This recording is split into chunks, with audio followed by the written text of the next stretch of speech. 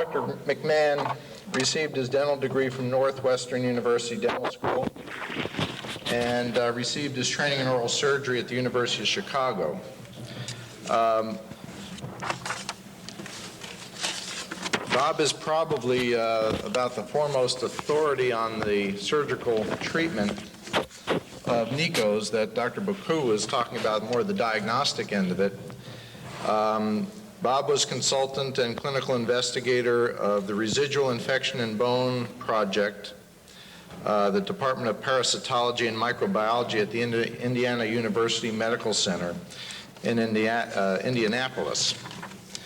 He's published quite a few papers in the area. In addition, he is a consultant at a variety of hospitals.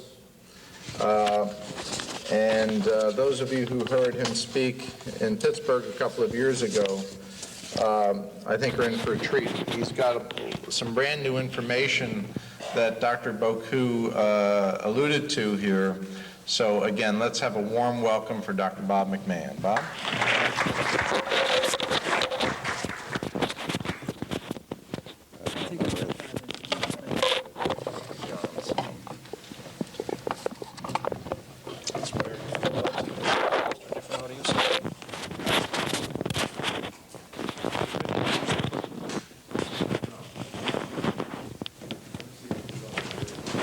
Jerry has it.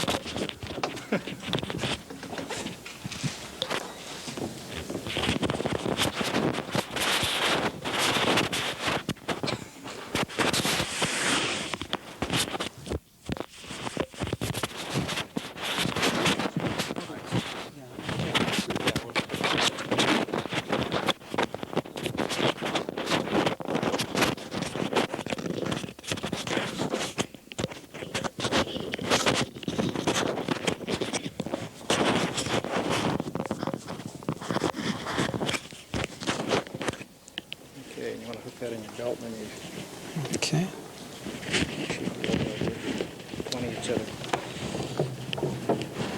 I wanted to thank the Academy and particularly Mana and Mark and Rich for getting me out here with Dr. Boko. Can you hear me okay? I don't think I'm the foremost authority in this area. I think people like Gene Ratner and Alexander Roberts have gone through this process and are the key players. I'm a student of theirs, and I'll remain a student of theirs for as long as they're around, because they've got 30 and 40 years of experience. I've got about 10 years of experience, and obviously they're learning as they go, and as we all are. So I appreciate that, but they're the kingpins in this arena. I wanted to make a couple of comments just so I don't forget about it, about Jerry's talk, because Jerry seems a little baffled about, well, why do some of these hurt and why don't some of these hurt? And Gene Ratner gave us the term alveolar cavitational osteoporosis, and Jerry came up with neuralgia-inducing cavitational osteonecrosis, and obviously we all know they're the same pathology, but some people hurt and some don't hurt, and some people have other kinds of autonomic or referred pain phenomena, which are kind of difficult to track out. But after this presentation, you might understand that this isn't necessarily just ischemia in injured areas of alveolar bone.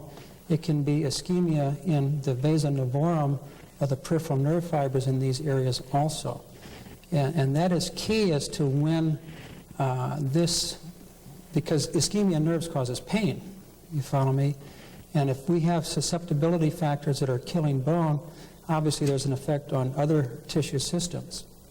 So I wanted to just remind myself to tell Jerry that again, because that is a bone that I'm trying to work through and pick through. Got it, Jerry? And the other thing is, why is this predominantly a female disease? Of the 55 patients you're going to see up here, 50 of them were female, and most of them had a significant history of other hypercoagulability mechanisms on board, which would make them more susceptible to this. And as I learned more about the hematologic facets of this dilemma, it's apparent that when you have ovaries removed or no ovarian function, that lipoprotein A goes up, and tissue plasminogen activator and plasminogen activator inhibitor, which some of the entities we studied here, are reversed. So estrogen plays a very important role in maintaining some of the, let's call it homeostasis, the balance between anticoagulant and procoagulant or prothrombotic conditions. And it's easy to understand why this is a female disease when you see that they have a significant, not only single risk factor from that, but every pregnancy puts most women in a hypercoagulable state. Birth control pills put them in a hypercoagulable state, smoking, and that sort of thing. Corticosteroids are involved in this also, and it's a major, major problem because corticosteroids also influences the tissue plasminogen activator and the other elements of the endothelial cells, which help prevent good regeneration and repair.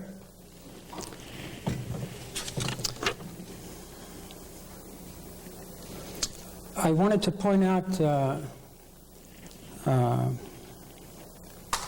how many people out here have treated NICO kinds of problems? I mean, usually this is a very friendly audience and you're pretty well schooled and historically where Ratner came from and that sort of thing. How many, again, would you say? Maybe half. How many have never even heard of this? Anybody here? Okay. So the ayes, the yeses are in favor of that. I just wanted to know from my own point of view and to let you know that in the syllabus there are two clinical articles that was in Compendium a couple of years back that describes a local anesthetic testing procedure for locating the etiologic site of referred trigeminal pain dilemmas. And this can be brought into your practice even with simple, not simple because they're always complex, but with problems of pain where they're pointing to a tooth and it's an atypical ontalgia. And I was at lunch today and it reminded me to tell people out there that earlier this year I had two gentlemen come in the same week, both of them complaining of lower jaw molar pain in the posterior mandible. And I looked in the lower arch and there was no dental pathology visible. There was no x-ray pathology visible. And I looked on the upper jaw and there's an upper second molar up there that's carious exposure. And I told the guys, listen, this tooth looks like it's a problem. And one guy looked at me and said, Doc, I only can afford one tooth to be extracted, and I want the one out that hurts, and that's down here. And I said, well, listen, let me just numb it up and see. So I numbed it up, and all that lower jaw pain went away. I said, is it okay to take out the upper one now? And he says, yeah, I guess you're right. I said, okay, I'll have you come back next week, and if you're still having a problem, I'll take care of it. He came back the following week after the extraction of the upper second molar, and he didn't have any lower jaw pain. Now, if you're one of these dentists who are looking at that lower arch and keep looking there, and by the way, that tooth doesn't have to be a big, all it has to be is a pulp exposure or a degenerative pulp up there on the second molar. It doesn't have to be an obvious thing clinically. If you're not doing these kinds of injections, then you're going to be going down that trail of opening up a tooth and find a vital pulp, do an endodontic procedure, go down to the next tooth and on, then extractions, and all the time it's going on in the upper jaw. So the clinical study or papers are in the syllabus, and that's based on Gene Ratner's local anesthetic testing procedure, which was just recently accepted in the Cranial Journal for October. So theoretically, it's going to be coming out next month, where we have a series of cases that we've run through this procedure for blocking, bridging, and divergence, and tested them out and found pathology, et cetera, et cetera. So what you had in Compendium was based on this original 48 patients, but I had trouble getting it accepted at first. I laid it down because there's so much else going on, and now it's been accepted in Cranio. And then also in that same syllabus, there's 3 abstracts there that were at the American Academy of Oral Pathology that Jerry presented to the Academy of Oral Pathology, describing facets of this problem. And that's for the sake of reminding the oral pathologists out there that this is a viable area of research, and obviously it's been out there for a long time, and we're getting a lot closer to where the problems are.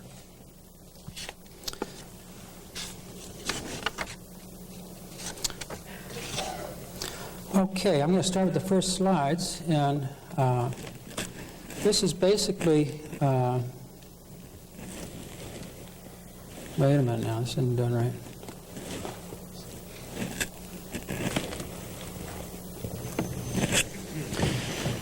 I have endodontists who are friends, good friends, and Ken Spalnick gave me these slides because it was an idea we were all kicking around, and it's something that helps you understand that a lot of these things aren't just single-faceted diseases, they're multifaceted, and there's a lot of things that come together to make the problem in that particular area of the jaw.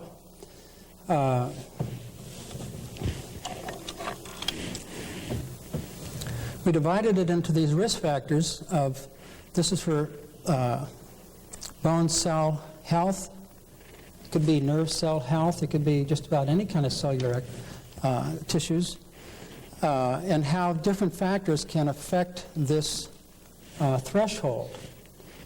This threshold has been documented in orthopedic literature by a guy named John Paul Jones, an MD, orthopedic surgeon who does strictly femoral headness studies and femoral head problems. And they found out that after you give a certain amount of alcohol to an animal population, that you will get a certain percentage, high percentage at the threshold and over, of ischemic osteonecrosis of the hip.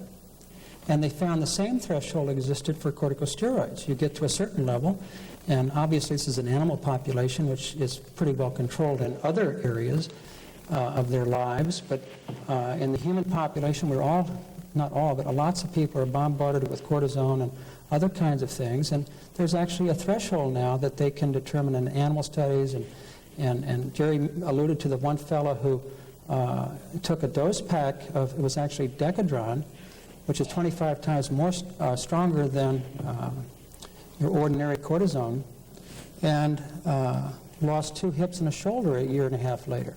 And that's in the orthopedic literature.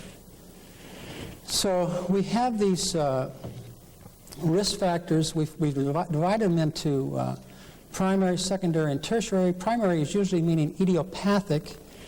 Now we've got a group that can be moved out of the idiopathic and put into secondary because of what we're finding out with thrombophilic disorders and hypofibrinolytic disorders, which are prothrombotic heritable problems.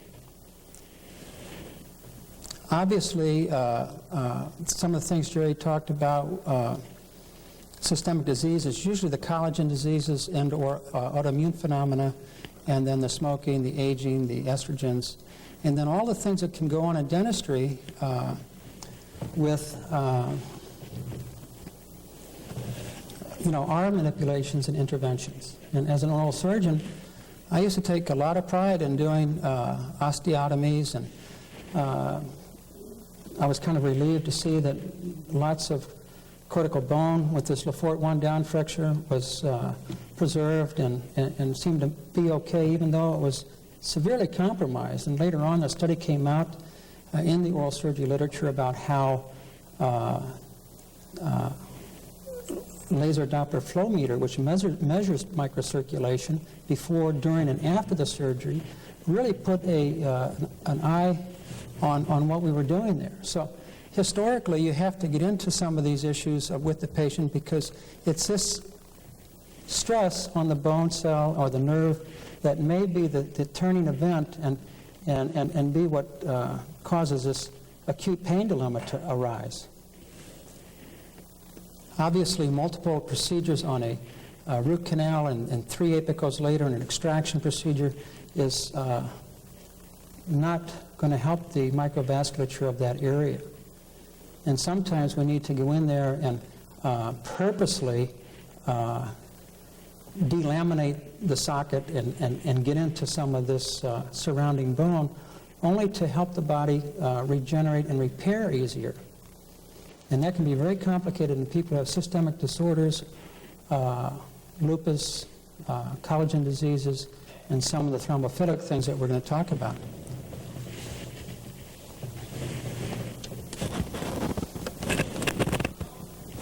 Move on.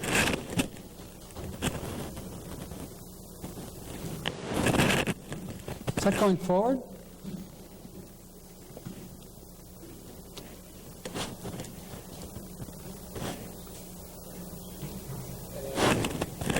Do I? The other? Yeah, see, that one's working all right. It's this, the right one you have. Oh.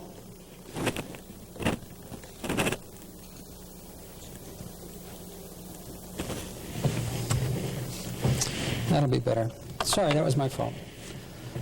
So some of the risk factors out there can include all the things we learned in medicine about diabetes. That has a vascular problem component. Atherosclerosis has a component here. Age and apoptosis, I believe it's pronounced, where you're kind of on a cell cycle with life, you know. These kinds of things have a problem. Sickle cell anemia obviously can sludge the marrow and has been known to cause severe bone pain. Interestingly, idiopathic thromboembolism often is worked up for a cancer, because cancer can produce a hypercoagulable state. So neoplastic disorders are another thing that have to be considered. Chronic renal failure, and that's pretty obvious. Substance abuse, and particularly heroin and cocaine, are problems. Chloramphenicol, Tegretol, these have been known to cause bone marrow depression. Patients in automobile trauma who have been through an acute shock procedure and resuscitated but lost a lot of blood can actually go through some vascular beds that are impaired, and then they go through what they call a reperfusion injury, which can be also a problem. So historically, you have to kind of find out what's been their problem. Glucocorticosteroids is one of the most important things, because so many physicians are using that in general practice, and when they go to the allergist uses it, and everybody's using it, but nobody's telling them how much they're using. So they come in and they get a dental extraction, and bingo, all hell breaks loose because this area won't heal. The corticosteroids actually drop the pain threshold, so it's very exquisitely painful, and it's slow to heal. And then all the things we do again dentally. And third molar surgery, elective third molar surgery without any kind of trauma, without any kind of infection. Theoretically, you have to go in there and disturb the endothelial lining of the bone marrow, the microcirculation of that area. And if they don't have the wherewithal to regenerate and repair, that's going to start the whole process.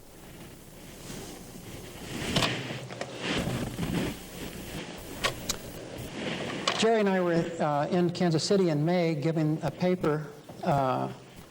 This was the first paper that we have out there, and actually it's been accepted for publication by IAOMT just recently. So we're pretty happy with this, and obviously it's under a lot of scrutiny before it was accepted. But Charles Gluck is a lipidologist. He's got almost 500 scientific publications. And his mother was a hematologist. So what happened here was Dr. Gluck was studying femoral head necrosis in both the adults, both secondary problems and idiopathic problems, and then the leg perthes group of children who have femoral head necrosis of unknown origin. And what he found was that these people have significant risk factors, which he calls, and the literature, the hematologic literature calls hypofibrinolysis and thrombophilia. Thrombophilia means you're prone to intravascular clotting disorders, and hypofibrinolysis means you might have a clot, but it won't break up very well. So Dr. Gluck published in the American Journal of Hematology last year, and meanwhile I'm treating this medical student from Toronto, Brian Rabinovich. And we kind of wonder how we get directed, how we get steered by our patients. Brian was one of these research assistants for me who was pouring through the literature and found Dr. Gluck's article. And we called Dr. Gluck, and he said, sounds like it to me, why not? So he has over 100 patients down there now from across the Midwest and the East Coast mainly who have had a series of blood tests which have been identified in the literature as promoting thrombosis. And that wasn't too significant 10 years ago, 5 years ago, because most of these prothrombotic disorders were considered to be less than 1% of the general population, and maybe 7 to 10% of the thromboembolic population. There's a physician named Dahlbach and Svensson who showed last year in the New England Journal of Medicine and at the Proceedings of Science in New York that there's another factor now called APCR, which is resistance to activated protein C, and we'll get into that. But the message is now it's estimated that it's in the general population in 7 to 10%, and in the thromboembolic population of up to almost 40%. So it's really significant, and it's going to impact how we think of this group of patients and whether they should be candidates for elective orthopedic and or orthognathic or oral surgery kind of procedures. Implants mainly. You know who Dr. Boko is, right? Yeah.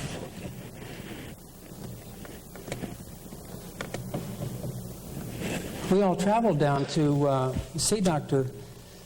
Gluck, and Dr. Boko and I and Ken Spalnick and Bill Adams from the endodontic department at University of Indiana, and Brian Rabinovich was there, and myself and a couple of his staff members, and we got it off to a good start. And this is the first 49 patients that we're talking about, and I'm going to be real brief with that because it ties in very quickly to the second paper where we're talking about the influence of some of the immune system components, namely antiphospholipids of the anticardiolipin type specifically, which is also a thrombogenic antibody.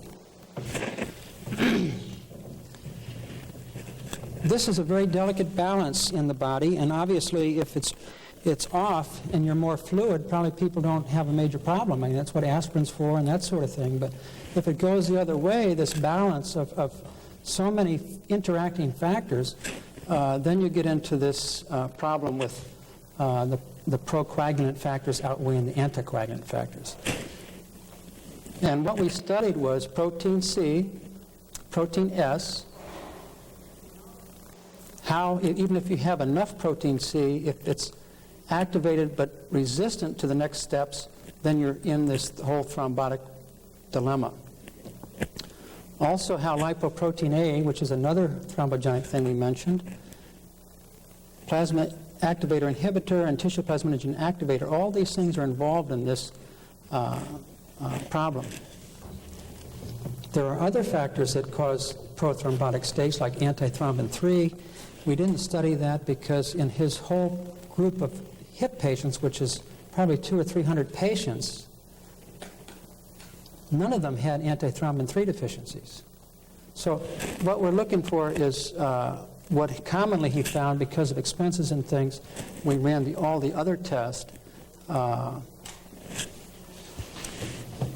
Protein C, by the way, and protein S are natural anticoagulants. You need them in adequate numbers or amounts in order to stay fluid. If they start diminishing, then you're getting into problems. And obviously, we have physicians, hematologists treating these people who are throwing pulmonary embolism or have premature strokes, and they're using heparin or Coumadin in order to anticoagulate them. Lipoprotein A is one of Dr.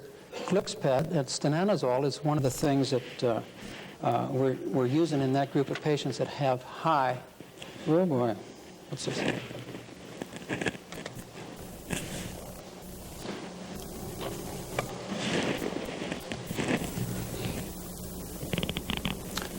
Okay, this was just presented in Toronto, where we included, now instead of having 49 patients, we have 55 patients with data, where we've included the anticardiolipin antibodies, which is the other thrombophilic component of our study.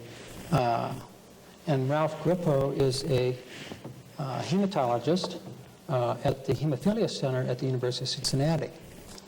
And I just came from there and presented two papers, this one and another one called Protein C Disorders. And this was at the American Association of Oral Surgeons and the Canadian Association of Oral Surgeons in Toronto. So this paper was well received, I think. But what was really nice was the poster session for the other abstract. There were 2 awards given out out of the 25, and one of those was the paper on protein C disorders. So I feel like we've made a big milestone in getting this information out to the oral surgeons. And obviously, we have some papers that are going to be in the literature soon again, hitting this from a different point of view and filling in a lot of the holes that were there if you were just looking at this from an infectious point of view or a bacterial point of view.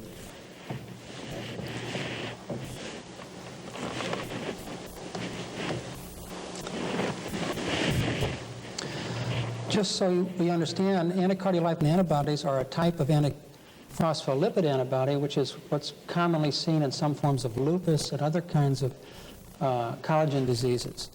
And it's produced in response to chronic tissue destruction and or inflammation. And when it's combined with this cofactor, it does have a prothrombotic activity. And it usually hits up in this area of the scheme. This is tissue thromboplastin or tissue factor, and it can be something that is we don't even have it on here because it's that recent, if you know what I mean, in our thinking and in our processing. So dental inflammation, it's well proven in the dental literature that interleukin-1, tumor necrosis factor, interleukin-6, all are involved or all are found in these diseased tissues. And how they influence inflammation it's being studied probably all over the world right now, how different components of inflammation affect coagulation, and it's unanimous that it affects it in a prothrombotic way.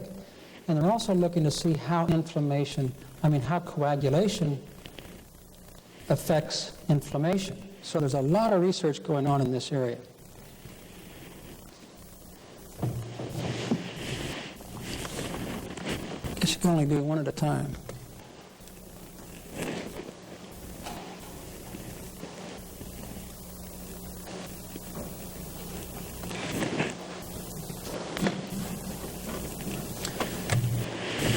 One of the problems with the avascular necrosis of bone dilemma is lots of traumatic injuries. Of course, you can get a gangrenous bone or foot or digit, and if you're lucky and you can get some microsurgery or some HBO, you can salvage that limb or digit.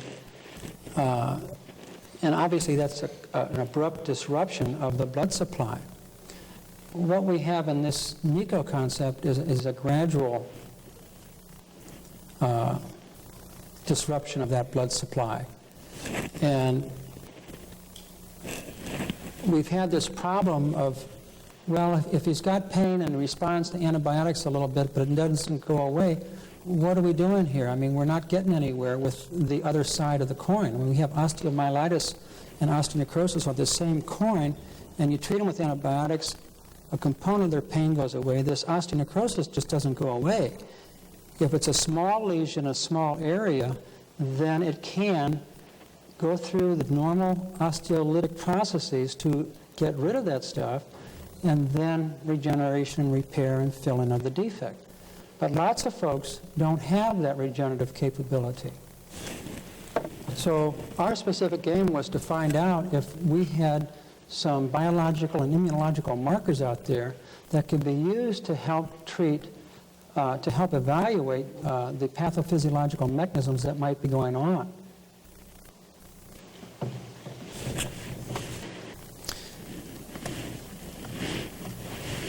And like Mary Vimy said, we used our toughest cases. Why send all this failure or all the successes that we have? Most people working in this area have 80% success. Ratner and Roberts boast 89%, and I attribute that to their years of experience with doing this. But they still have their failures. They're 9 to 10%. I'm probably batting about 78%. And what we sent, and so is Adams and Spalnick, by the way, who are actively involved in this treatment process, but what we sent to Gluck were the ones that weren't getting well. And that speaks towards what's the difference here? Well, what we found the difference was what they had some of these underlying disorders. Acquired means, of course, things that we pick up during life. And the heritable things, not inherited, but heritable means that it's kind of a shotgun kind of effect, and you don't know, it doesn't pass from every child or to the next generation. It kind of picks up wherever it feels like in the generations as they come. But these are the entities that we studied. And I'm sorry, chronic inflammation should be in here in big, bold letters. But these are the kinds of things you have to look for. I mean, why everyone knows about prothrombotic disorders when it comes to obesity and high cholesterol and high triglycerides. Okay, so that's another risk factor that we're worried about. Malignancy we talked about. Artificial surfaces. I mean, maybe that's why some of the implants in some patients don't work. Maybe that's why some of the root canals in some patients don't work from a pain point of view. Because there's that little tip of gutta percha, staring at the immune system. There's no bacteria there. It doesn't have to be. The body is going to work this area and help promote another risk factor. But this is what because of the literature and because of what's going on in lupus research, this is one of the things we studied. And like I gave Brian credit for getting us to the hematologic disorders, this was from a patient of mine who sent me a paper and had it underlined about anticardiolipins and osteonecrosis in hospital practice, of all things, by a guy named Eisenberg from Chicago. So we're kind of directed or steered by some of the things that we get from our patients with this, because these patients are your friends for life, and even if you're not able to succeed in helping them, they know you're doing your best, and you're certainly managing them appropriately in most settings, I think. But these are what we were studying, and these are what we didn't study at all. We had one patient who had a thalassemia that we picked up, only because she mentioned it to me, and so we sent her for that. So that was an additional risk factor that she had besides one of the other deficiencies.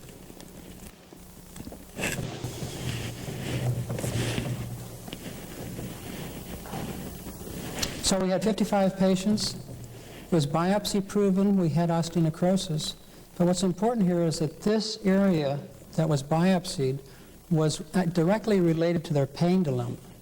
In other words, by using the local anesthetic testing procedure and knocking out the pain completely and doing it again, and then when the surgical visit came, usually the third visit, we would then check that area again. If they had complete numbing, then the area was open and biopsied. And if the patient still didn't get well after the normal treatment process, then they went down to Cincinnati. And most of them failed to respond to conventional means, obviously. It was IRB approved, signed conformed consent, 12-hour fast, and known risk factors were brought in, mainly down at Cincinnati, where Trent Tracy, the physician's assistant, was doing the interviewing along with Dr. Gluck. Just mother and father, children, that sort of thing. There's a circadian rhythm or influence here, so it has to be done at the same time for the fibrinolytic stuff, because this is real sensitive stuff. You just can't send this to the ordinary medical reference lab when you're involved in a study like that. You can get some indications from the reference labs, but we want to be very specific, and we want to be able to compare it to his hip data, his femoral head data. Note here that after you draw your normal blood sample, you have to, for 10 minutes, put a blood pressure cuff up. That's supposed to be 100 millimeters of mercury. Is that 10? It should be 100 millimeters of mercury. So if you've experienced that, that hand and arm get really bluish and painful because of ischemia, right, and pressure buildup. But they have to do that because that's what challenges the endothelial cells to put out some of this plasminogen activator. So you can get that response and quantify the amount of material that you're studying. And then usually within a week after minus 70, it was then analyzed for these various components. This is anti-cardiolipin antibody with the IgG subtype, IgM, IgA. It was all done by ELISA, and it was done in the coagulation lab of Dr. Gripos, except for maybe the lipoprotein A, I think, was done at the cholesterol center with Dr. Gluck. Dr. Gluck also ran cholesterol levels, triglyceride levels, and other lipid parameters on all of these patients because that's his field. And he took interviews and histories on specifically on estrogen, and there's a paper that we're working on about the estrogen connection there. This is the one that I was telling you about that's so common in the population. So if I have somebody who can't go down to Cincinnati, I try to get anticardiolipin antibodies, APCR, and lipoprotein A as just a starting point to see, because those are so much more common in the general population and the thromboembolic population. And so it saves some money, and they're actually pretty easy to reproduce if they have the kits available. We had a control group here of, for the 55 patients for the resistance to activated protein C. We had 40 controls, and for the protein C and protein S, we had 36 controls, and 90 for the lipoprotein A, and 29, and then 60 for the anticardiolipin antibodies. And what we found out of this group of patients was that 78% of this treatment-resistant group had an underlying prothrombotic condition. And put that on top of some of the other risk factors, of course. And this was, APCR was 16% was in the APCR, 0% in the controls. You can see how this has been analyzed, and statistically some of these are very important. But what's important to realize is that if you took each entity and totaled how many you had in that group, which we don't have on this slide, unfortunately, you'd have a real significant trend in this group of pain patients. And in the anticardiolipin picture, the IgG was significant, as was the IgA, but it wasn't clinically significant with the anticardiolipin IgM. But again, if you took all of these together, you're going to get some pretty dramatic results, and we're working on that. This is some of the literature out there, the more respected journals rather than hospital practice, where we got some more information on that relationship to osteonecrosis and other bones. And this is what we were talking about, Dahlback, with his references here. And up to 7, it's actually 7 to 10% are carriers of this hereditable disorder.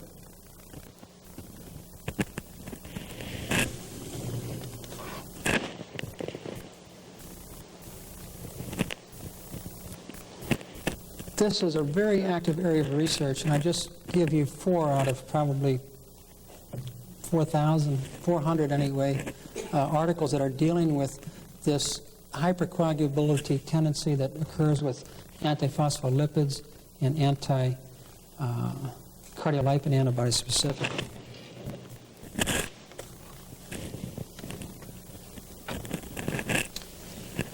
at past meetings, this is my third time here, and I think it was Dr. Reggiani who reminded me of the Detroit meeting back 6 or 8 years ago. I don't know when it's been, but even then I had this group of slides that I got from Karen Wanfers, who did a monkey study with a PhD in a PhD program, and showing how chronic inflammation, just from a dental perspective, by implanting a root into a contaminated root into the jaw, created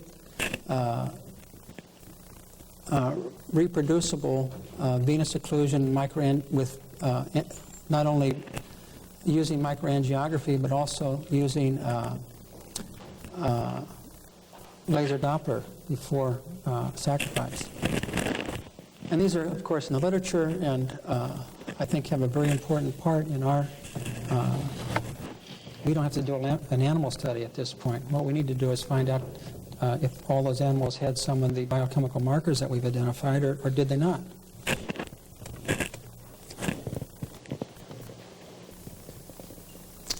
And then Jerry, I think, needs to be really complimented, and I know I appreciate him immensely, because it was guys like Jerry and Dr. Gelb and Ratner and Roberts who got me off into helping some of these patient dilemmas. And this, if you haven't received this book yet, you ought to get this book. I think only 10,000 were printed. It seems to be what's going to replace Schaefer, Hein, and Levy at all the dental schools. And it's obviously an important volume that's got 4, board-certified oral pathologists as co-authors.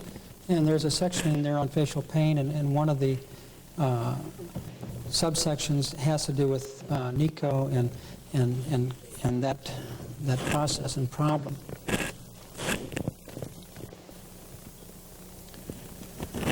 So this is,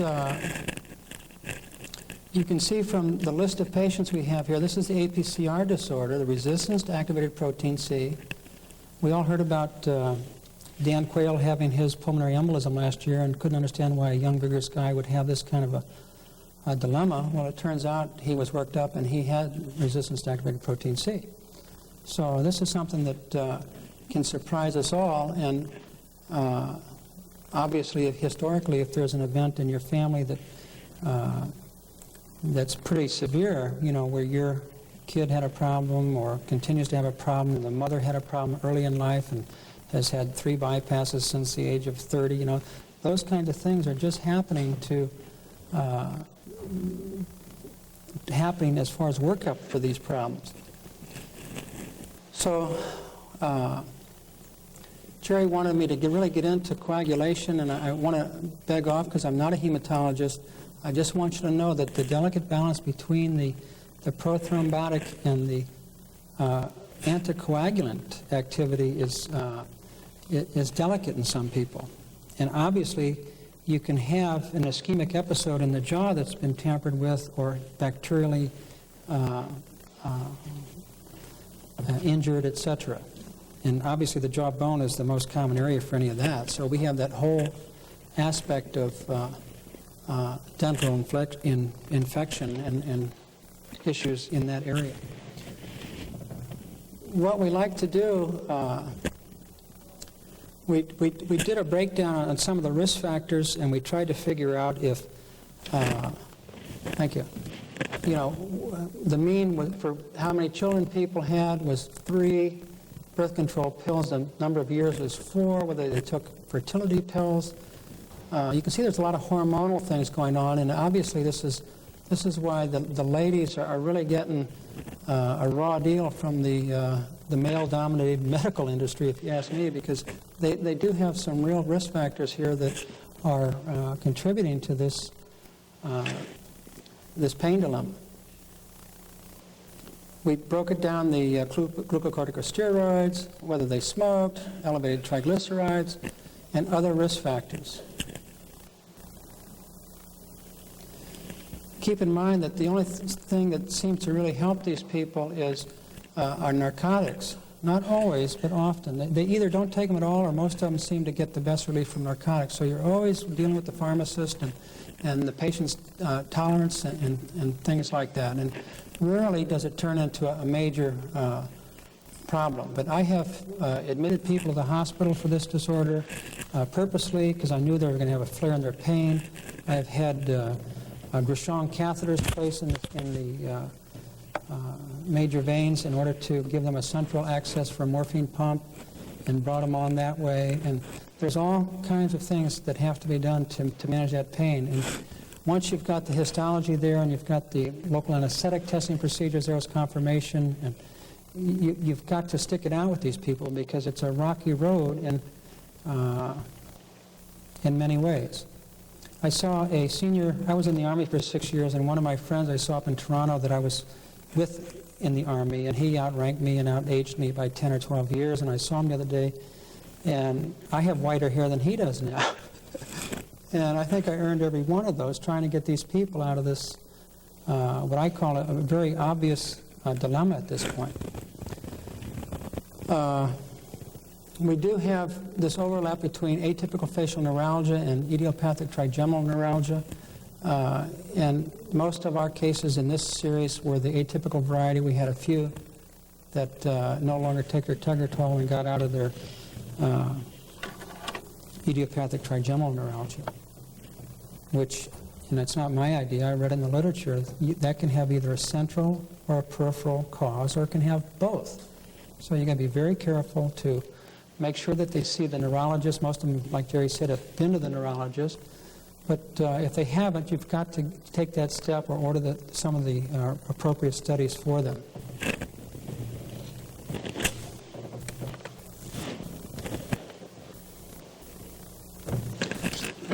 This was from the original group. These 14 patients out of that first 49,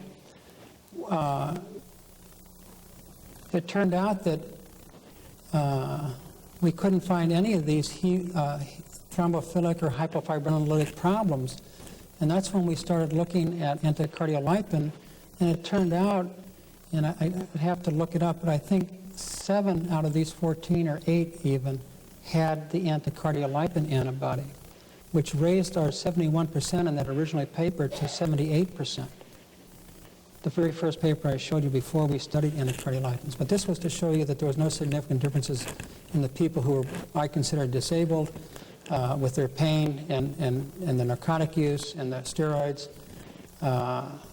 and some of the estrogen things. And then again, this had to do with the cholesterol and triglyceride aspects of the problem.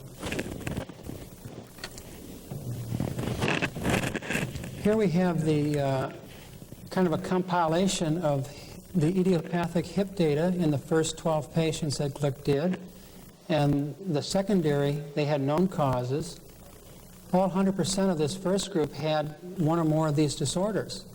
And then as the group got bigger and different and he looked for more cases, it dropped down to 83 for the idiopathic group of that particular group. And then the secondary group, these are separate studies now, so this was 61%.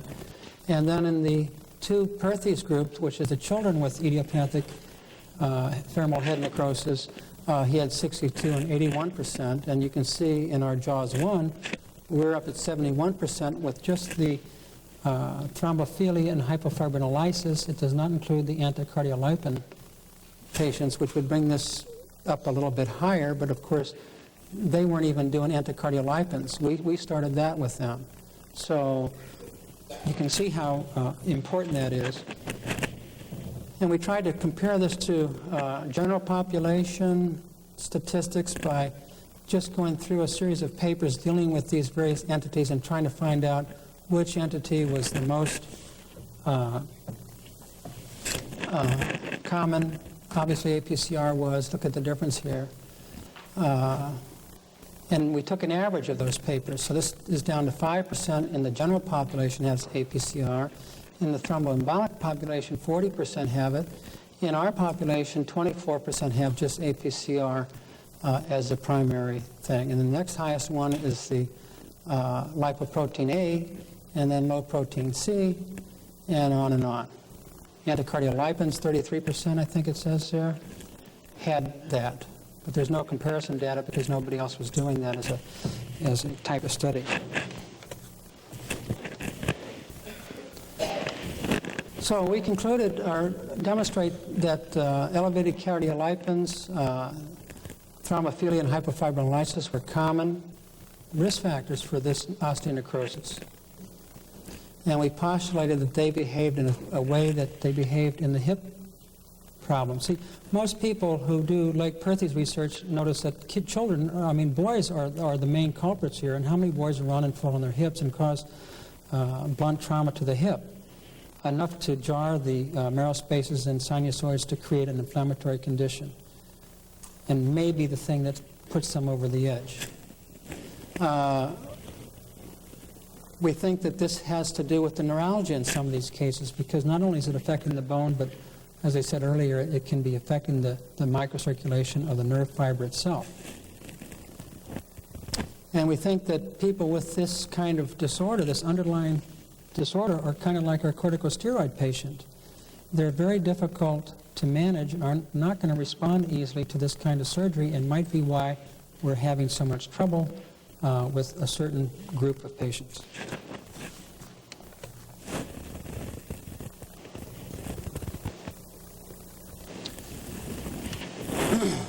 This was in the hematology oncology clinics of North America. It's all on the hypercoagulable state.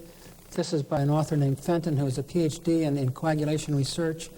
And it's kind of hard to see out there, I know, because I couldn't see it from the back of the room and make sense out of it. But this is why I try to simplify that diagram for you, and I know even that was complicated. But this is all molecular biology and physiology, and everything is going on at that level at the places that are involved in this. And obviously, in dentistry, we're looking at everything from the infectious and bacterial component, but I think we're going to have to, as Jerry says, within this decade, or at least the next decade, we'll be looking as this.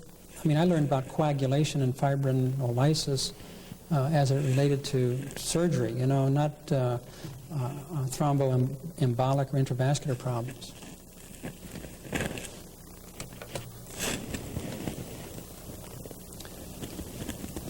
I read the ADA too, and here was in '95 a pretty important article which talks about this committee that was formed from the Institute of Medicine, which is part of the NIH system. They had dentists and physicians and PhD people looking at where dentistry should be in the year 2000 and afterwards. And it was obvious that they concluded that we need to be more involved in this molecular biology and immunology if we want to continue to link between medicine and dentistry. So that's in our own literature.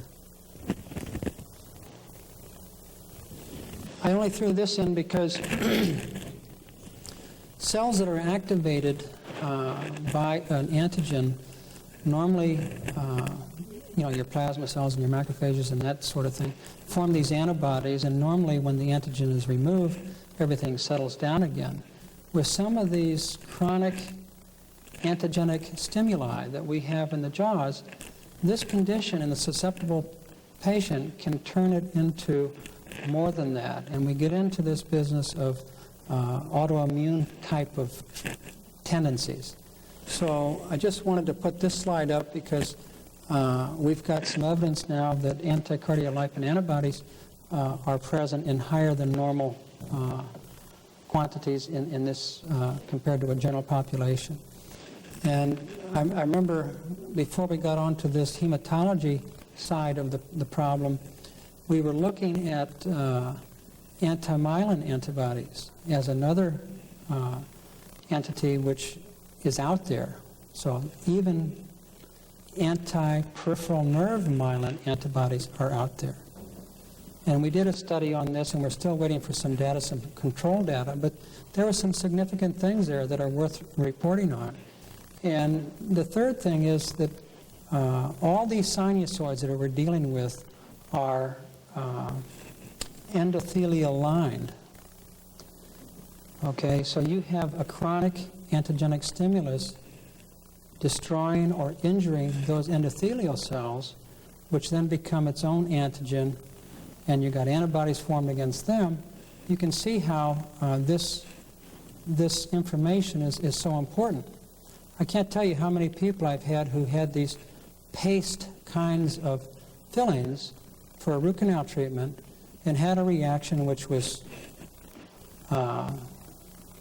unusual as far as the pain response goes, and then they get over that, or the tooth is extracted, and for some reason they have another one, and the pain and the reaction is at least as severe, if not more severe, because of the memory that's gone on and all this activation process in the immune system.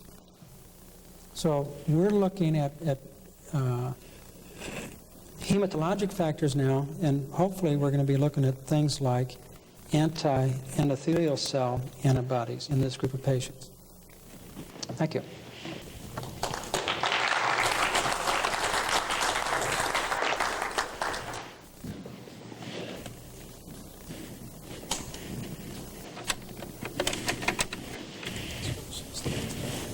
No, that's it.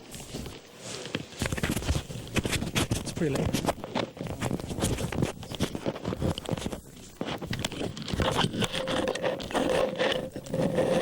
Great. Okay.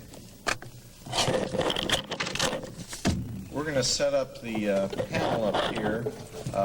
If Dr. Bocaux and if Dr. McMahon will stay up here, and Dr. Gelb had to catch a train back to New York. Is Dr. Vimy handy? No?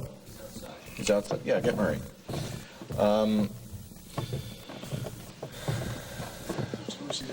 Goes. Could you go through a little bit about your protocol, what you use as far as antibiotic therapy, duration of time, how you derive that you're done with your therapy, and then if, at that point where it's failure, where you when you then send them down to Dr. Gluck. And I've done some, and this also Dr. Bocaux, I've done some biopsies with you, and you've a couple of times you've mentioned going to see Dr. Gluck, a couple of my patients, so I gave them that information to allow them to do so. Is that something is that hard to see on that? Like, we've done a couple biopsies in one patient I've had a problem with, and we've been doing the antibiotic therapy. Is that something you may not see the first time or the second time? It might not show up right away, or what's, from your standpoint too? I'd say maybe I see the thrombi in maybe 1 out of 8 or 10 microscopic cases. This is not the way to diagnose those diseases, to look at little chunks of tissue. So if I do see something, especially if I see it not just sitting on the outside edge of tissue fragments, but in the tissues themselves, that's when I say maybe you ought to test this patient for hypocoagulation. Tell them everything you know. It seems to me we might be premature in trying to send everybody that's just had their first experience with necrosurgery or histology, because in the recent literature that I'm reviewing, inflammation itself plays a major role in prothrombotic events, like I mentioned.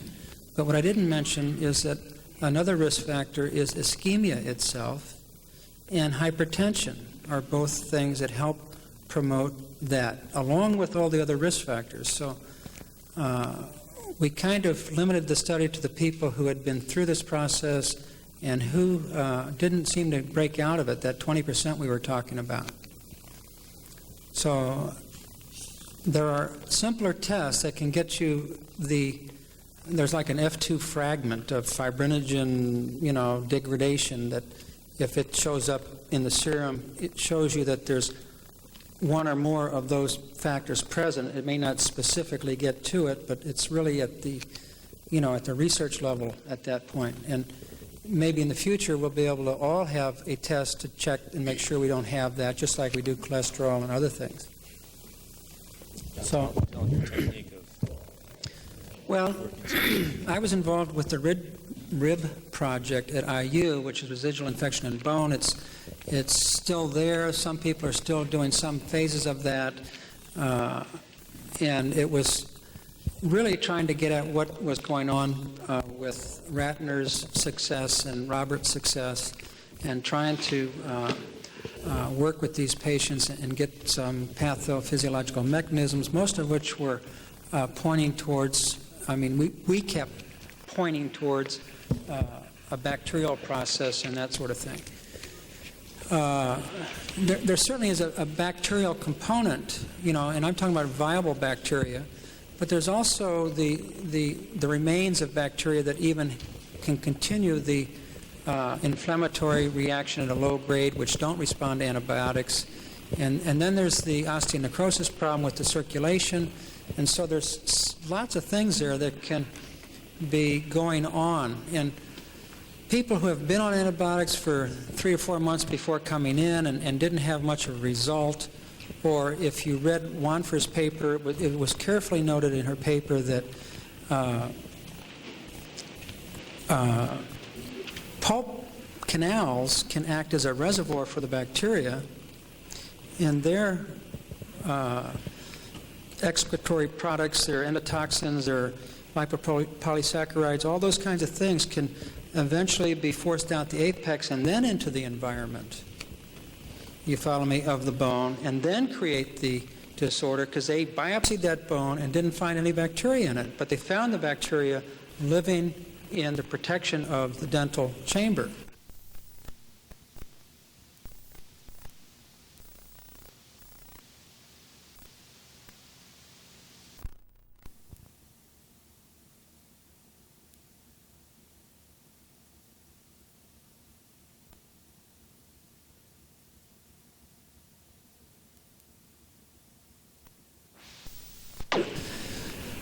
It's very difficult to do microbiology studies and things like that, but obviously Ratner has done them, Roberts has done them. We've tried to do some. We haven't published on that, but our focus has been so dramatically changed that we're looking at another aspect of this. And surgically, well, first of all, I go through this risk factor assessment. Reggiani still around? Oh, I thought you left. The risk factor assessment, I think, for osteonecrosis is very important for us now, because we've got to ask them about corticosteroids, we've got to watch smoking, all those things that kind of pile up and tip the scales towards that pro-thrombotic activity. And if they do have significant risk factors, then we've got to try to eliminate them, or at least be aware of them and not be caught downstream making things so much worse.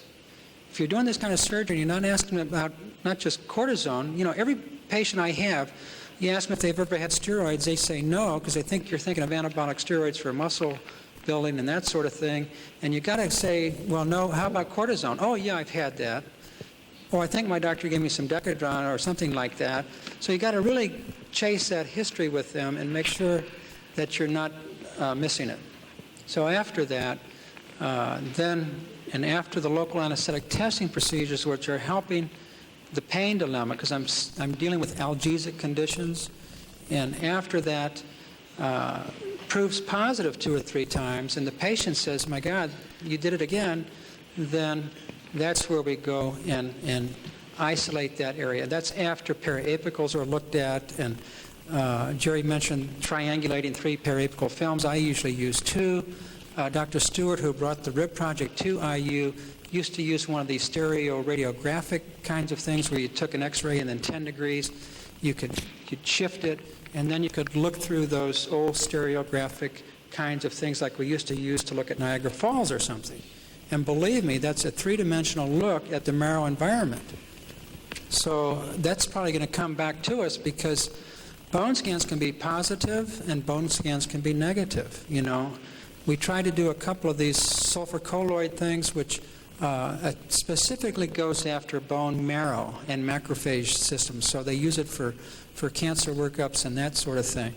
But the jaws in this age group usually does not have much red marrow or hematopoietic marrow. It has fatty marrow, which gives you like a negative thing, even if you don't have the problem, if you know what I mean. So we look at those areas like, well, it's negative because of blood flow problems, because blood vasculature is diminished there, but also we don't have any red blood cells, hematopoietic tissue that tags this sulfur colloid stuff so quickly. So we do get 35% of the ones that I sent with positive bone scans. Dr. Adams and Spalnick have worked very closely with the radiologist down at Westview Hospital in Indianapolis who's educated to dental inflammatory bone conditions, and apparently, as Jerry said, they have up to 80% in a study that I've been trying to get them to publish for the last 5 years. So I'm not quite sure how many patients are in that study, but I think it'll be a nice paper, and it does have a role in some of our cases. But the periapical film, and especially the stereographic method of looking at this, and some people like Dr. Stewart and some of these old-timers are so experienced they can put them up to their eye and cock their eyes a certain way and get that same effect, you know. So you don't need that stereographic contraption, but it sure makes it easier. So when I have identified this area in the rib study, I took the overlying mucoperiosteum of that area that was hypersensitive and did not respond to local anesthetic testing, okay? Took the cortical plate and then went into the marrow spaces of that area and took everything out that looked ominous or bad. And sometimes I do a little,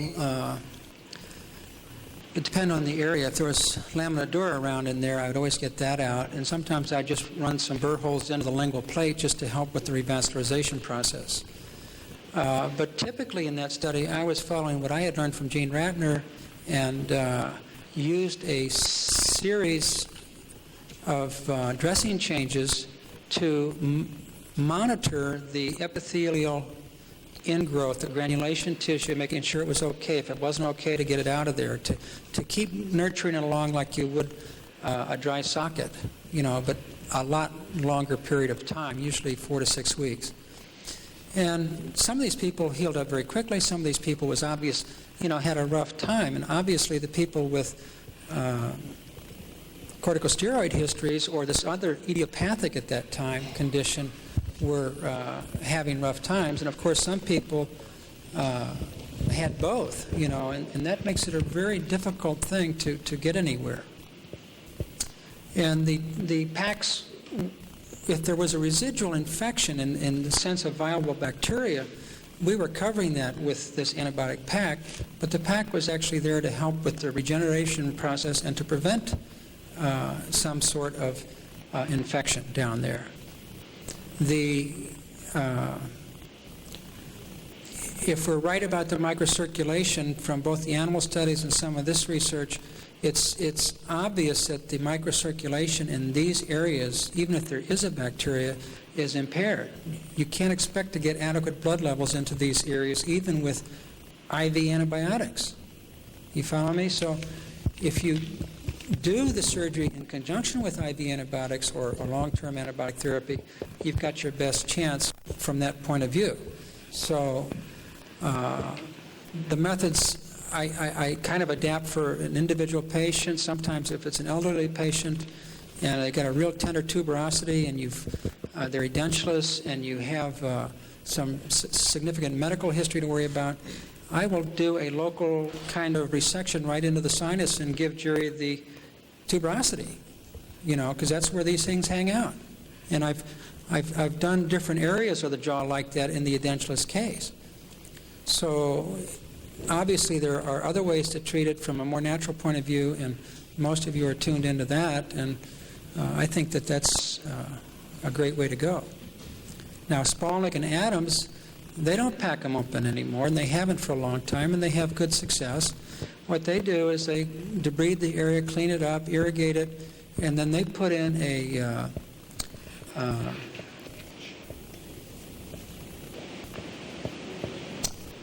colloid, not a colloid, collagen-like bullet that they saturate with gentamicin and clindamycin, which expands it, and then they drop it in there and close it up primarily. This collagen thing is supposed to help induce or make that first phase of healing a little bit easier for that particular area. I've done that once or twice, and I didn't like what I did. I mean, it was great to do, and it was an area to clean up, but if you've got a patient with these kinds of disorders, then you're throwing in something else there that's going to put you in a prothrombotic state even easier, and it's going to break down, and you've got to really know your patient's biochemical background. And that's what we're hoping to get, is to get this group of patients looked at, and not just the ones that are treatment resistant, but the next wave would be patient comes in, has these problems, let's run a blood test on them, whether they were successful or not, and then and see where we are. But we just aren't there yet, and we don't have the funds to do a lot of that. I mean, I got several patients who are on Medicaid that can't go to Cincinnati to get that done. And there's not that kind of funding around a lot of places. Thankfully, Dr. Gluck has the, a few grants and things like that are left over from his hip stuff, so we were able to get this through that kind of generosity.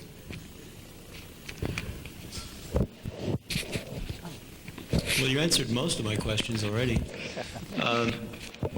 Do you think that a laser Doppler would be a diagnostic tool for Nico lesions?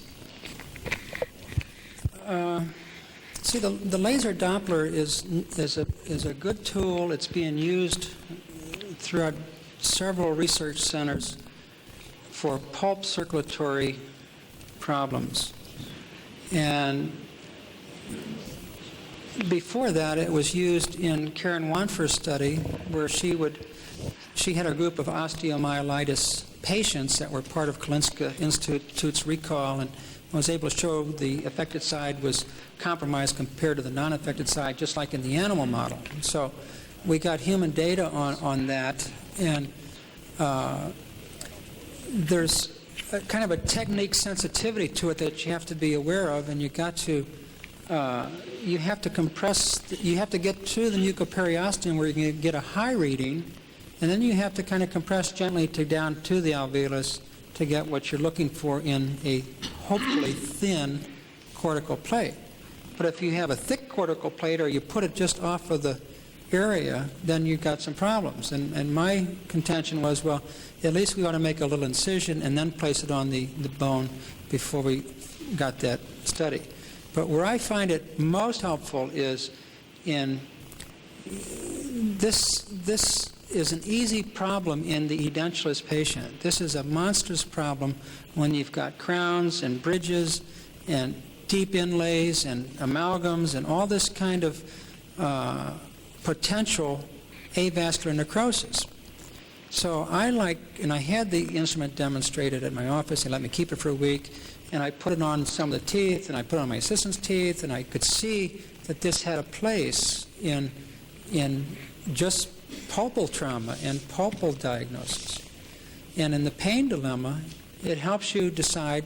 See, those same nerve fibers are interconnected to that Nico site too. I mean, there's that kind of communication that goes on.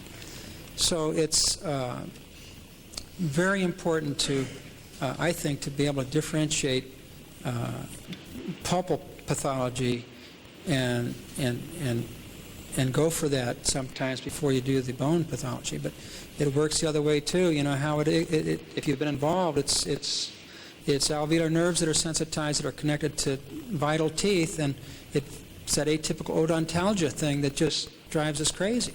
So you got to learn the local anesthetic blocking procedures, and that's what makes me go in and do something. If I see that pain disappears after a sequence of injections, which you have, and I didn't have a chance to get into, but it's in that, and it'll be in cranio again. So I think it's an important adjunct. And obviously there's other things out there with this electrodermal testing stuff.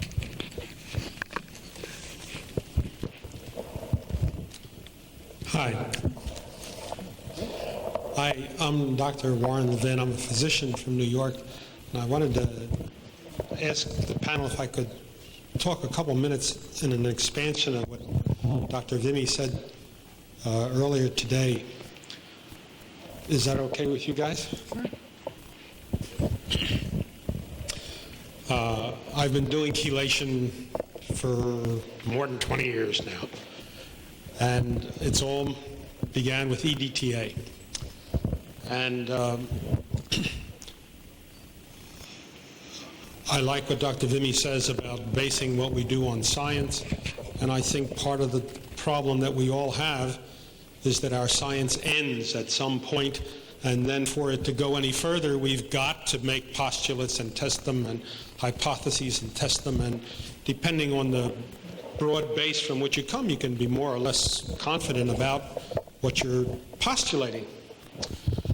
And I would like to share with you something that's developed in my mind as to what the reason is that we don't have clear-cut syndromes, diseases, illnesses attributable to heavy metal toxicity when the books all tell us that there's this picture for lead poisoning and this picture for mercury poisoning. And I think the answer is that when somebody gets acute lead poisoning or acute mercury poisoning, they're getting an overwhelming dose now.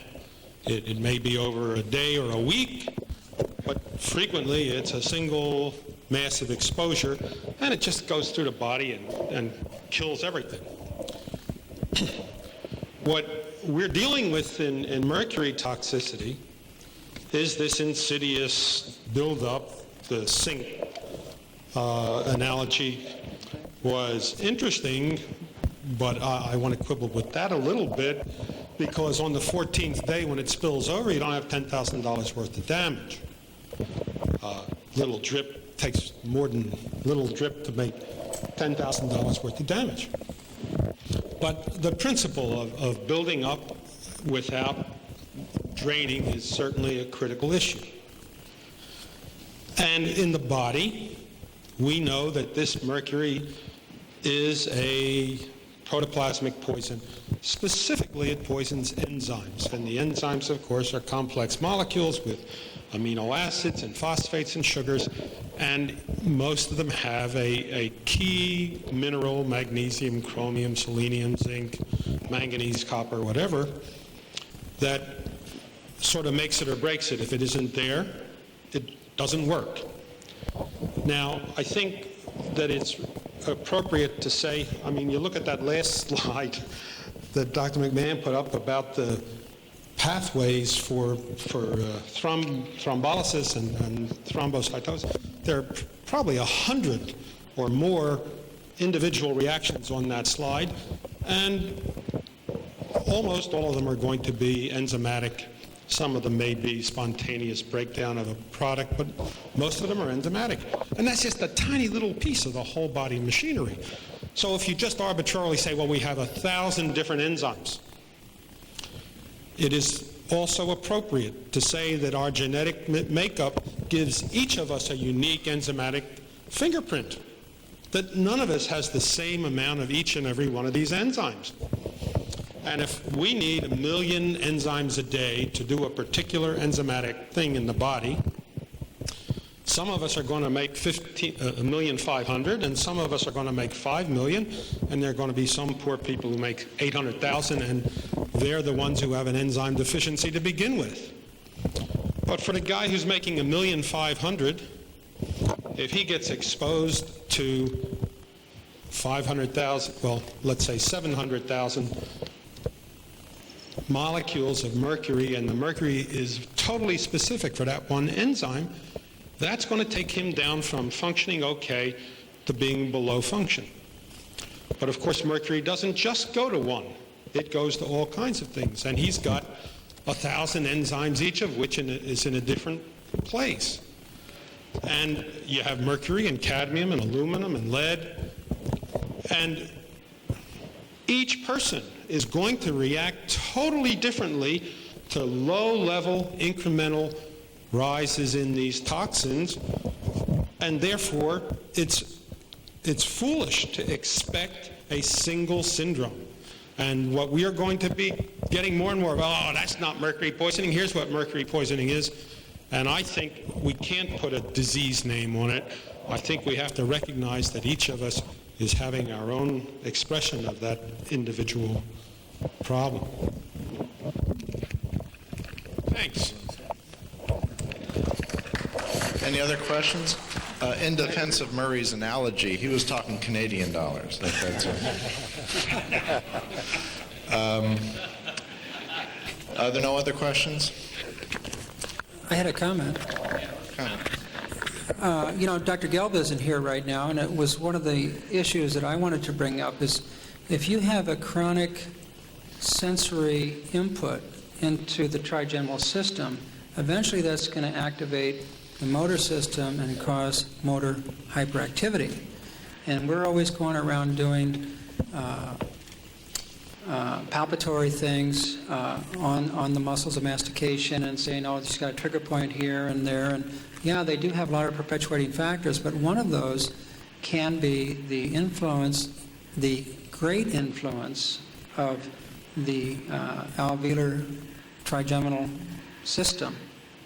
So we have to be wary of that aspect of it and how that could influence the position of the disc in a long-term case and might be a contributing factor to somebody who gets into a closed lock.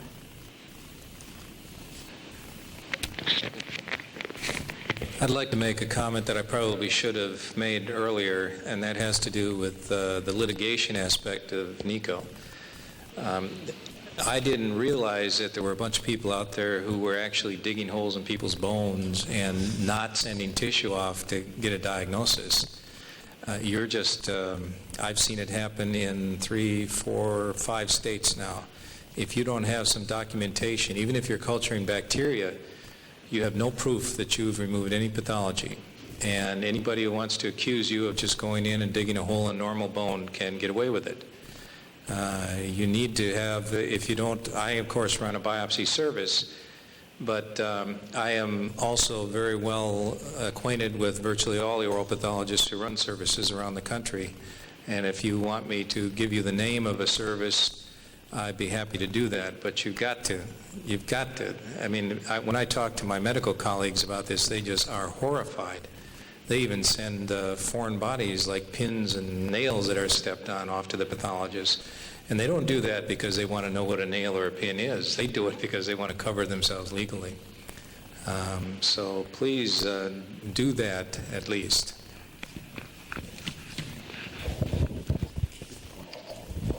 To get back to the cookbook aspect of some of these things, as practitioners doing an extraction, we want to prevent the cavitation from forming later. So many of us mechanically clean the sockets. We debride the socket. We use gel foam trying to establish clots. We sew them shut to keep pressure on it, hopefully to prevent further problems. If they do have all these problems that you showed in these graphs and all these underlying diseases and histories of problems, and they do have an ischemia and so they do get a dry socket, then we have to deal with the problem. And the standard literature, as I asked earlier, is to relieve pain and possible infection by using oil of cloves, which I think is asking for trouble. But if you go in there and clean it out again and repack it and try to get a clot to form, that's not the standard of care. And so then you start getting into a problem. So do you have any suggestions for us in the trenches? Which way we should go? Well, I don't think oil of cloves is a good, it helps a ton the pain, but it's also, as Jerry pointed out to me one time, probably the most cited, what do we call it, anodyne in dentistry that causes foreign body reactions. So, so it's good for the temporary relief of the pain, but it's not good for the long-term. It's not good to have around long term. I'm not quite sure how to treat a socket, in your method. I don't subscribe to being too aggressive on eliminating the cortical walls and getting primary closure and that sort of thing. It's been well shown that the alveolar bone, the cortical plate, receives the outer 2/3, okay, of its microcirculation to the Haversian systems and all this stuff from the periosteal side. That inner 1/3, the endosteal side, only gets it from the sloshing around of the fluids in the sinusoids and from the nutrient arteries from the inferior alveolar, for instance. Okay, so when I treat a socket because it's had, let's say, chronic contamination from a failing root canal, I'm pretty aggressive on eliminating the periapical area and the walls of the socket, including the lamina dura. And I'm pretty careful not to, not in all cases, but in most cases, not to go all the way to the mucoperiosteum and then do a closure. Often I will just let it well up, pack it, just put a pack on top of it and let it heal. If it doesn't heal, then I start packing that off. This is for a non-pain patient. You follow me? I mean, that's my technique if in that situation. The patient comes back with a dry socket, and I would irrigate that out, and then I would treat it like I would a Nico lesion and put in an antibiotic dressing and follow it that way. As the body then can, giving the body a chance to regenerate and repair in a layered three-dimensional socket, if you will, in layers weekly, rather than the body trying to regenerate this and keep the central clot, intact and viable. You're talking about a gauze? Gauze, what's out there is a product called Mercury-Safe, which is sterilized surgical sponge that we cut into pieces and we place into the defect, and it can offer a little hugging, kind of internal hugging to that thing so it won't fall out. So that is one, but a gauze would work also,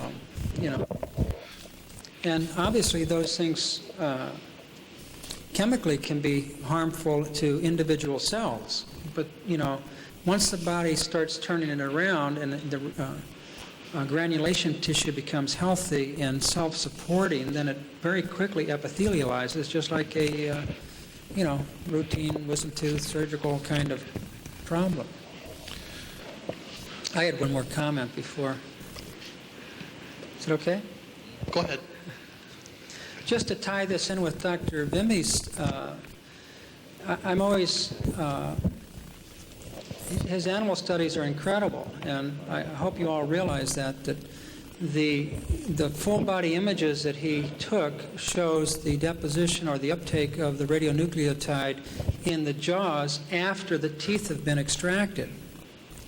And you have to realize that that was as highly contaminated as the kidneys were, as the brain was, and that sort of thing. And obviously, that kind of influence is something in our modern era which might be influencing the production of these ischemic cavities.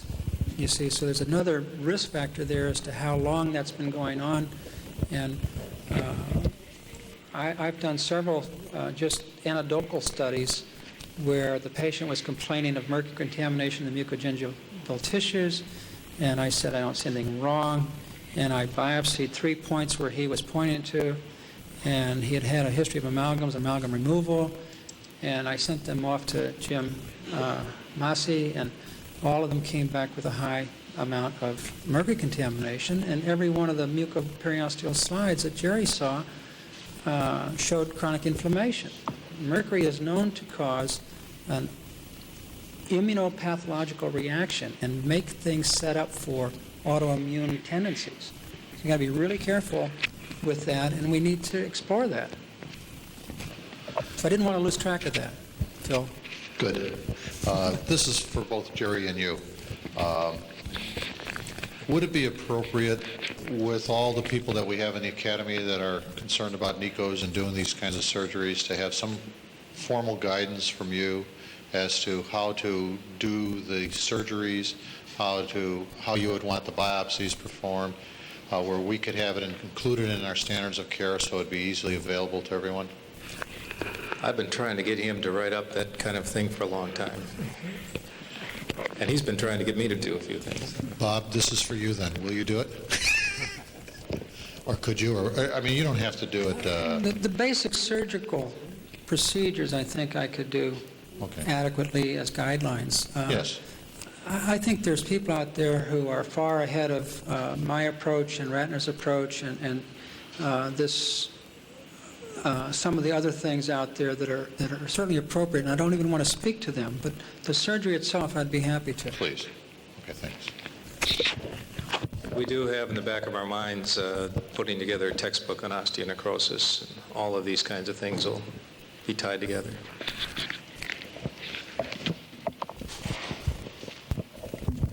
A quick one. Do you leave cavitations or suspected cavitations alone if they're not causing neuralgia? Do you just see an x-ray and say, oh, this is one and here's one, or do you go after anything you see? If you review the ADA literature, there are plenty of reports that show malignant disease in these kinds of visible radiographs, where you see a lesion in the radiograph. Jerry alone, I think, has had 2 lymphomas in his biopsy service. So you've got all the reason in the world, if you see something radiographically there, to talk it over with the patient and or observe it and have them on recall. But these things, you can have those kinds of malignancies and or other pathologies. It's been documented in our own literature. Most of you don't know, but most oral path biopsy services now get as much tissue from endodontists as we do from oral surgeons. And that's all periapical granulomas, but the only reason they're sending it is because somebody got caught with a malignancy at the end of a tooth. And that frightened everybody. So there are some biopsy services where 50% of the tissue is periapical granuloma. And they're only looking for that 1 in 1,000 case of malignancy. No, those are, no. I think when somebody extracts a tooth, if there's a granuloma, they don't send it very often unless it's a large one. These are mostly apicoectomy types of cases. Has there been any studies done or any reports among your colleagues of studying the blood live cell and seeing a change in the thrombocytes or platelets and fibrin production that can be related somewhat to Enderling's discussion of these fibrin-forming the mucor? The only thing I know of what Dr. Ganong has been working on, and he'd have to speak to that. I think that's something that we all have to address, and I'm sure it's happening, that's playing an influence. One other thing, you have to appreciate that when we speak of an infectious process, we think of antibacterials and we think of antibiotics to take care of that process, and then everything is supposed to get well again. What we're not keeping up with in dentistry is this whole business of cytokines and interleukin-1, interleukin-6, tumor necrosis factor. All these things by themselves can cause general malaise and illnesses and are being looked at in medical research phenomenally. We're looking at it in dental research, but only to show that it's located there. There's been a lot of studies in the endodontic literature that shows that tumor necrosis factor can be isolated from periapical areas. Well, if you've got a steady growth of that or production mill of that, that can influence, without a bacteria around, just the chronic inflammatory condition that's going on can influence on the health of the body. We don't like to think of that, but that's out there. And there's a whole section in New England Journal of Medicine now on molecular medicine. And it speaks to these kinds of cytokines that are out there. So we, as a profession, like that last slide I showed, our second to last slide about how we have to get into molecular biology and immunology and all these things so we can understand what's going on. And who was it? Was it Murray who said, wasn't you? If we were physicians, we'd be screaming. Wasn't that you? Yeah. Sounds like you. With what I've heard, I feel like that you're addressing the microcirculation in the bone, correct? Correct. Okay. Would it not be a benefit that, like in sports injuries, they have it to where they put a cold pack, as cold as possible on there for 2 minutes, then as hot as possible for 5, and do that on and off while the patient is still numb, to where you're driving the blood supply deep into the tissues with the cold, bringing it back out with the hot, and essentially pumping back and forth microcirculation after you do your cavitational surgery? Would that be a benefit? And also, would it be possible, like if you're trying to make it where the blood is thinner, would not things like vitamin E and other things that cause the blood to be a little bit thinner work also like 2 weeks prior to surgery? And those are just ideas that I didn't know if it would be a benefit or not. Give us a break. We're just getting into all this. I agree. I agree. But I was just thinking also maybe with every extraction we ought to put the hot and cold on for preventive therapy. I'm not sure how well that works.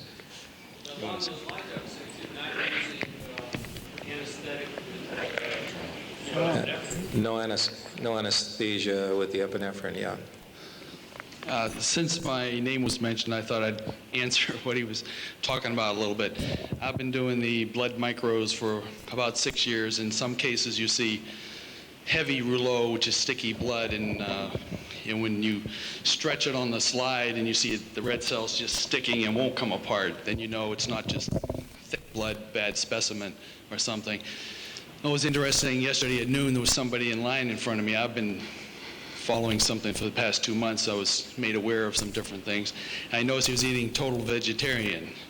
But when he ate the total vegetarian, there's no sunflower seeds, no tofu, no protein powder, no protein basically at all.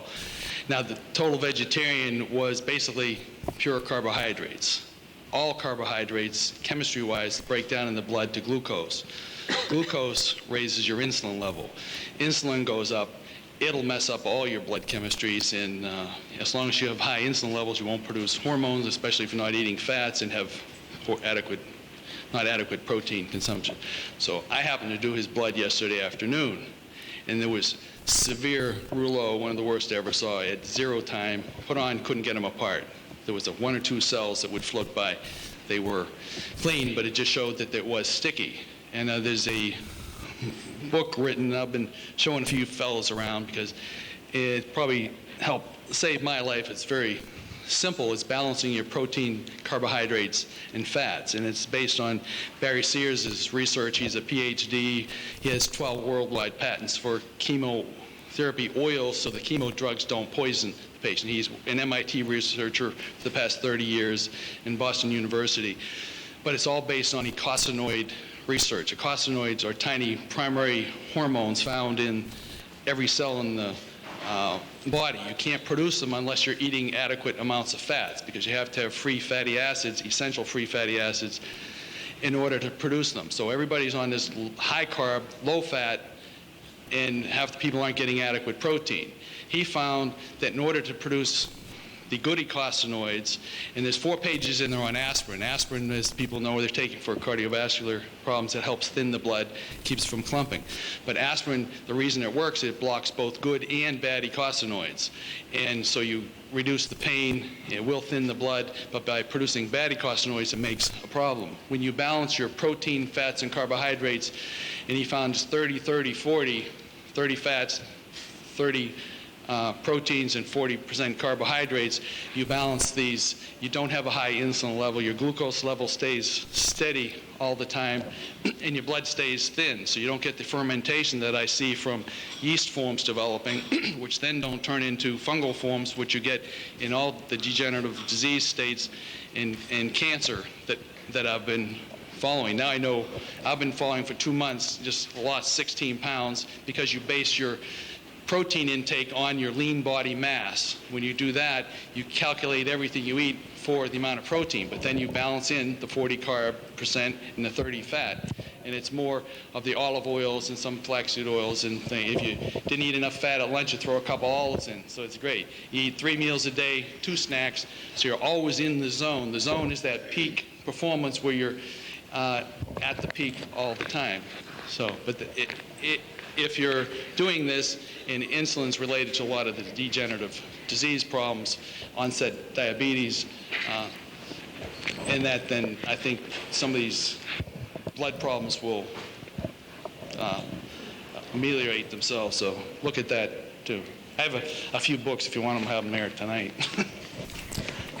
Another thing in the literature out there, just to show you how things are, and this balance can be upset.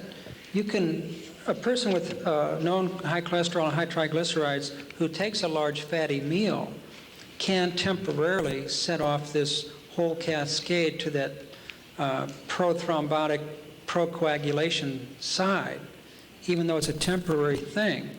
And if you have anticardiolipin antibodies around because of some other disorder, you've added to that risk factor pool. But what I wanted to get to is lots of these patients that we see have myofascial trigger points. And I'm thinking that a large component of this is sludged or poorly oxygenated blood that's sitting around too long and is part of that ischemic pain that we're seeing. Now, I say that because there's other things going on with migraine headache, where it was reported at the American Study of Headache just in Boston this last year that patients with migraine now have been shown to have a statistically significant population that have elevated anticardiolipin antibodies. So why couldn't some of the slowly moving blood areas of the brain be something that all of a sudden gets sludged up? There's this massive reaction to do some fibrinolytic activity so that the blood can move on. I mean, things don't move throughout the body. Let's put it this way, blood moves differently in different tissues and in different parts of the brain, or in the bone marrow spaces. It's the less pressure you can get. You follow me? So all these risk factors can be related to this pain dilemma can be related sometimes to a flare or an imbalance of that coagulation scheme because somebody just ate a big fatty meal, and temporarily that clots something off and then they're okay again.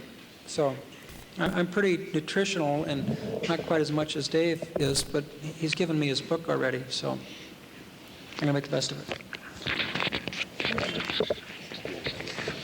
Okay, I think we'll take that as the end of the questions. We have to be out of the room in about 10 minutes. I'd like to make a final thank you to all of our speakers. Dr. Vimy, Dr. Boku, and Dr. McMahon, and all the others that have been here this weekend. I have a note from the DAMS group that would Blanche Gruby, Mark Briner, Franny, don't have a last name, and Dr. Glaros report up there to pick up their goodies. I'd like to also finally thank Dr. Mark Briner and Mona for having put on just a fabulous show for us this weekend. I'd like to thank all of you for your kind attention and for your being here this weekend. Remember, 7 o'clock this evening, cocktails, 7:30 is the banquet, and also put down on your calendars March 22nd and 23rd will be our next meeting in Reno, Nevada. Thanks again.